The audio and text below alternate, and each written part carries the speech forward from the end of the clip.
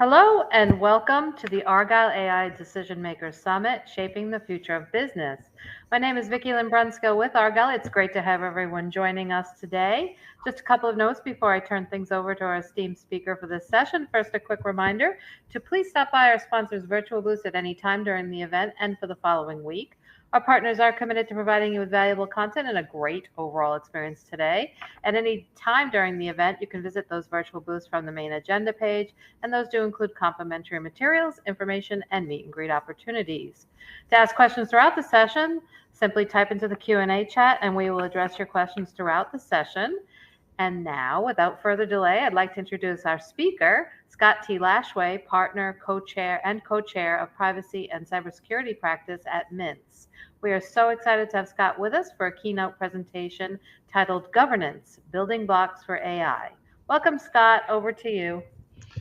Thank you very much, and thank you for having me today. Thanks everyone for your time and listening. And as Vicki Lynn mentioned, happy to take questions throughout the session, and I'll answer those as much as I can.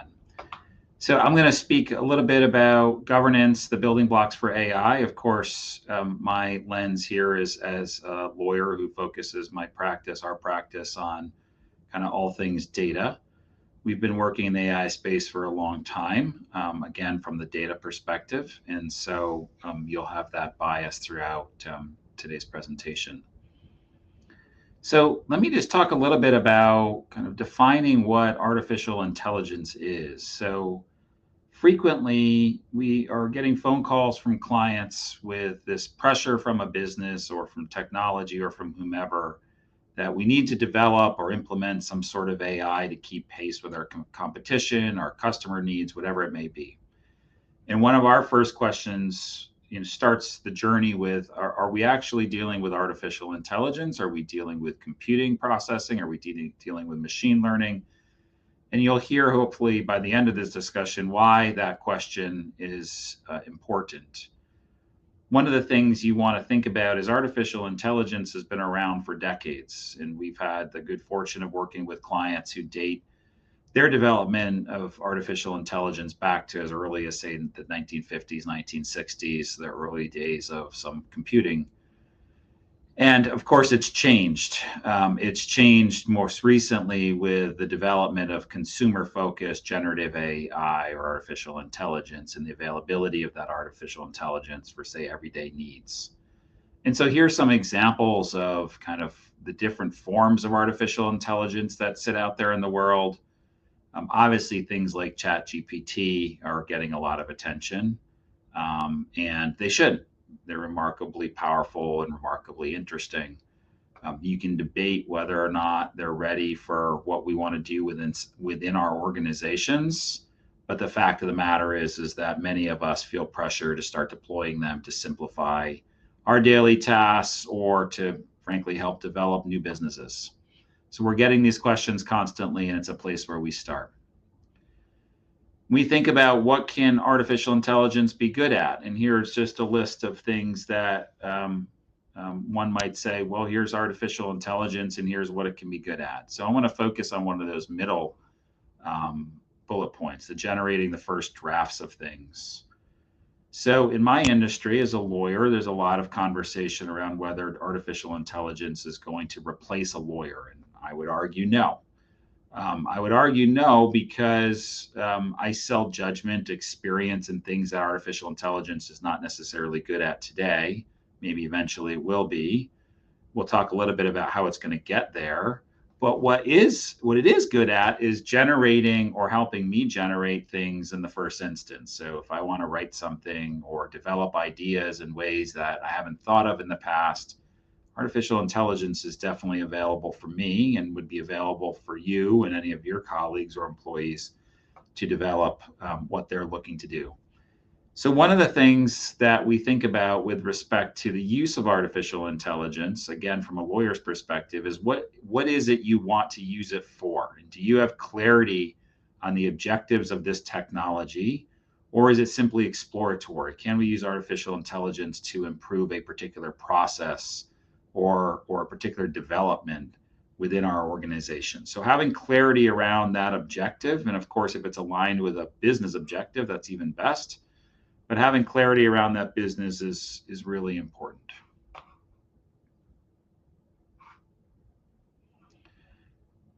And you probably sat through other AI presentations, and folks can be very, very interesting about this. They can show you what can be generated by AI and what AI looks like to the naked eye. And here we are showing you things that we literally just went out and created. So these are two images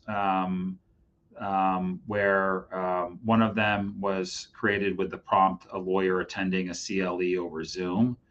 And then we asked for, and you can see in the text box how we created them, where we asked for a paragraph in iambic pentameter about how to drive a car. And it's not necessarily so bad from a results perspective, and actually gives me something that I can then use as a human with my intelligence to further. So just a simple example, or two simple examples of the power of artificial intelligence. And you can imagine, with that clarity and alignment of business objectives and goals that you have in your world, where this kind of computing power can be fascinating and helpful. So things about how to take advantage of it that we're all looking at, right? So different tools have different strengths and weaknesses, and understanding that employees might use AI, whether or not the organization has approved it or not. There's lots of commentary out there from folks, especially folks who focus on the development of AI, about using AI in an experimental fashion. If you have children, you know that they're experimenting with AI, both within the classroom and at home. And that's going to continue to develop as the availability of AI continues to improve. But let's look for a minute about how AI works, and we're going to get into some of the risks and maybe some of the guardrails from a lawyer's perspective as to the implementation of AI. So this is a simple view of how a lawyer would look at how artificial intelligence works, and we're going to walk through these in a little bit. But we've got the input of data into some kind of model. We've got the detection of patterns. We've got the input of more data. And eventually we get to output results. And then there's a determination of whether those output results are accurate or wanted. And if the adjusted patterns and predictions based on the feedback, and then we start again. Right. And now this is a cycle that could happen with great frequency when developing AI for your particular need. So one of the things we are significantly focused on in the legal industry is that input and that output. And we'll talk a little bit about the different rules or the risks related to those two things. We tend to focus less on, say, the model itself and how that was structured.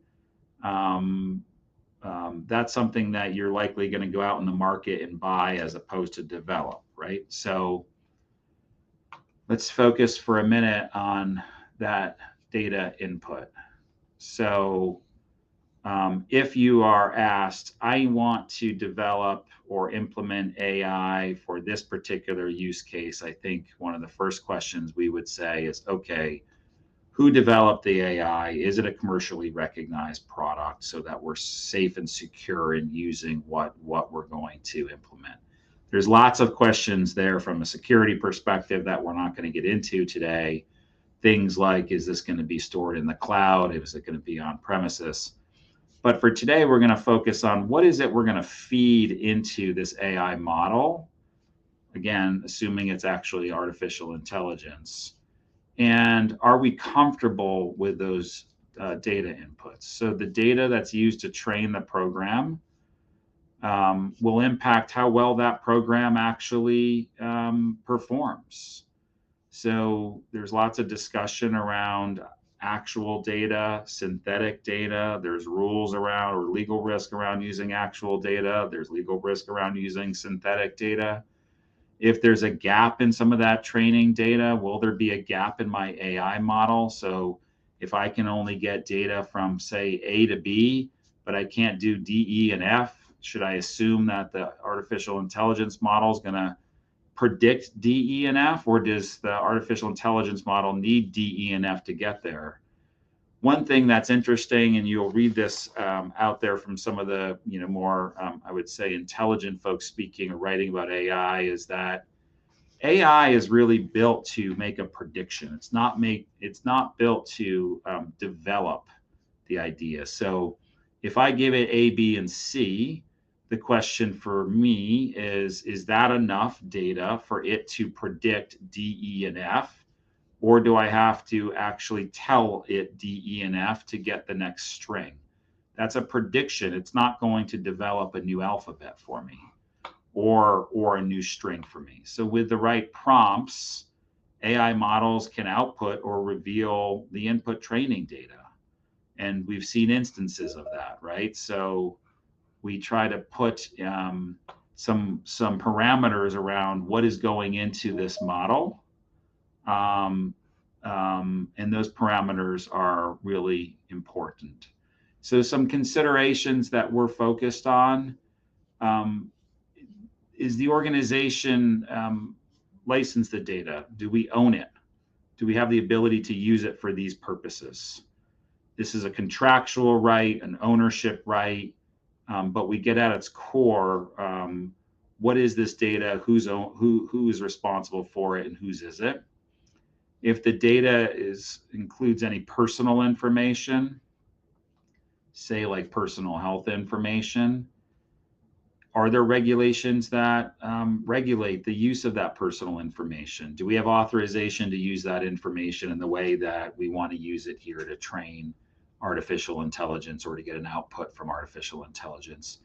And then we get to, are there contractual restrictions? So say a privacy statement that maybe your employees have received or your customers have received. Are we actually allowed to use the data that we collected in the way we want to use it? And this is a really big issue. It's becoming a really big issue, and we'll demonstrate this in just a minute.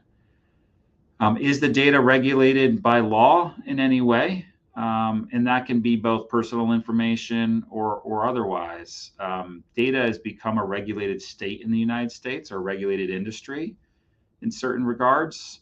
And so similar to financial services industries or healthcare industries, we now have a regulated industry in the form of data through both federal law and state law. And so are we permitted to use the data this way? And if the data is going to be used to train a model or some sort of platform, is that data complete, accurate, and free of imperfections? So we often talk about this in the form of biases. Those can appear in really any way. And now we're starting to get at, when you put data in, are we skewing the output?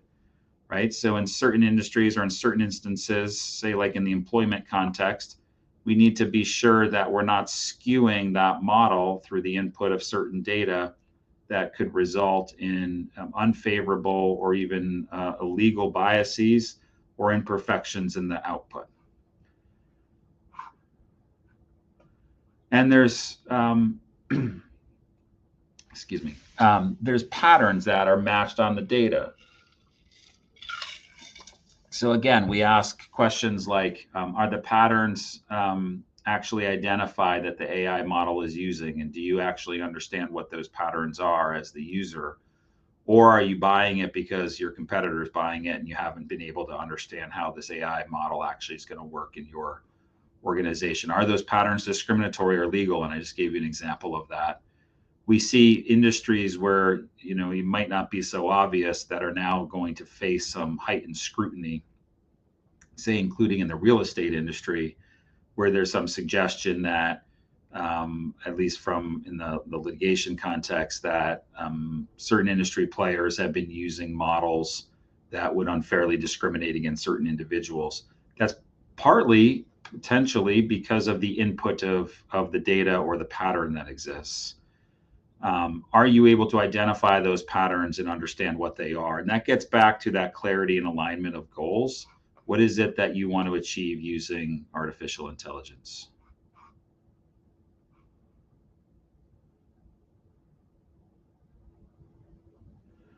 Now, I'm going to get to some of your questions in just a minute. One of the considerations we have when evaluating artificial intelligence, again, from the legal lens, is, are the decisions wholly automated, or is there a human involvement along the way? Is there any need for the human to become involved in the model itself or through an interim decision-making process, such that you have to repeat that wheel that I showed you earlier? If you do, then you need to make sure, again, that all of your boxes are checked with respect to legal, operational, and regulatory risks. Are there guardrails in place such that errors or biases are not introduced by humans or by the algorithm itself? And then things like, if the output's generated text or images, can that reveal something that shouldn't be revealed about the training data? And we'll look at a couple of examples of this in just a minute. So one of the questions that's come up is, should AI governance be driven by IT or another function such as finance or legal, or question mark, who? Generally, we're advising organizations, of course, it depends on kind of your regulatory state, but that you have a cross-functional control framework in place to govern the use or deployment of AI. We think it's helpful to have all the control functions there. So that would be legal. If you have compliance, great. If you have privacy, great. If you have security, great. If you have risk, they should be at the table. Human resources might have input, and certainly finance. And you also need, obviously, the business sponsors or the business leadership there as well. I think you need to look at it through that risk matrix. And I would say what's particularly preferable is you have a general policy about how AI, the development, the deployment of it, can be reviewed and assessed, and that functional group should be making decisions about whether this is a good idea for the organization or not. You certainly should also consider bringing in outside expertise, including outside counsel, to advise on certain aspects of it. And there's two principal ones. What I'm talking about right now is privacy. We'll talk about intellectual property in just a minute. I was also asked to have a view on independent AI solutions versus AI that's built into existing solutions. I don't. I do have a view on ensuring that the AI actually is AI and that you understand how it's going to work. Certainly, there's a lot of money being poured into the development of AI, and some of that is remarkably powerful. You just want to make sure you're buying a product that truly is going to perform in the way that you want it to. And that can be very difficult in an industry that's really at times in its nascent stages, where people are calling things AI, where it's just computing power. So let me just talk about some risk considerations. So this gives you a kind of a high level list of risks from a legal perspective that artificial intelligence likely is going to bump up against. So I spoke a little bit about the privacy and data protection piece. Certainly cybersecurity with respect to how the technology is deployed and the security around that technology.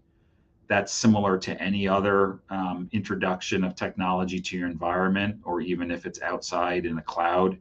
How is it that it's being used, and what are you feeding into it such that you're losing control of it? Certainly intellectual property claims are extremely relevant to this. It's, to me, the other side of that coin of legal risk.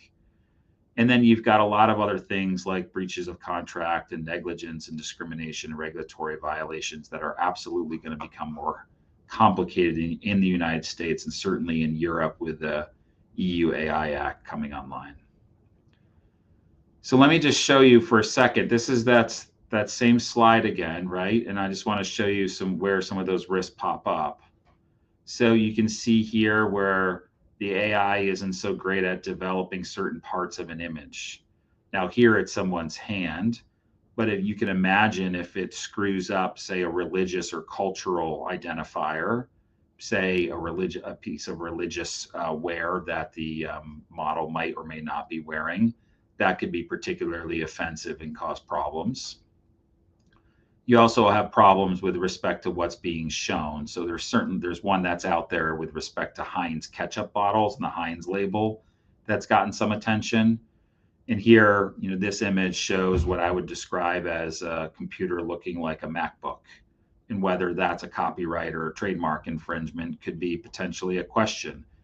while I'm using it here is not a problem, if you're using it in your own advertising and you're advertising something that might be offensive to, say, the owner of that intellectual property, that's where these issues can come to light really fast.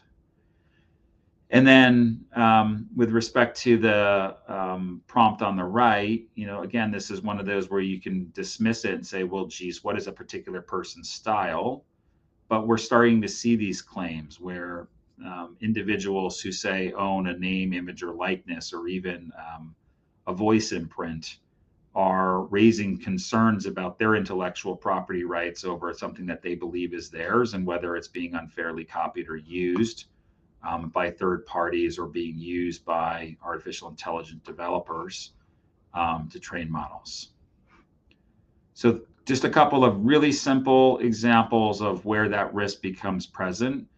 Now here you might say it's immaterial risk, but again, it depends on where you're headed. If it's truly artificial intelligence, the problem is this risk can cascade as you continue to use the model, because it's going to grow repeatedly.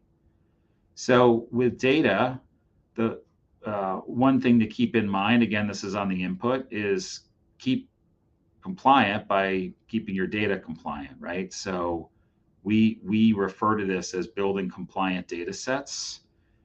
This is a very, very small fraction of the considerations with respect to data use from a privacy perspective. So certainly here in the US, we have our privacy laws. They are coming at us fast and furious. 5 more in 2025, rolling into January 1st of 2026 at the state level. We continue to see additional regulatory and legislative efforts to regulate AI, both at the federal and state levels, but also certainly at the level of regulating the use of data. We are far beyond the days of your name and your address and your social security number from a privacy perspective. And so that's becoming more and more important with respect to the use of data with AI.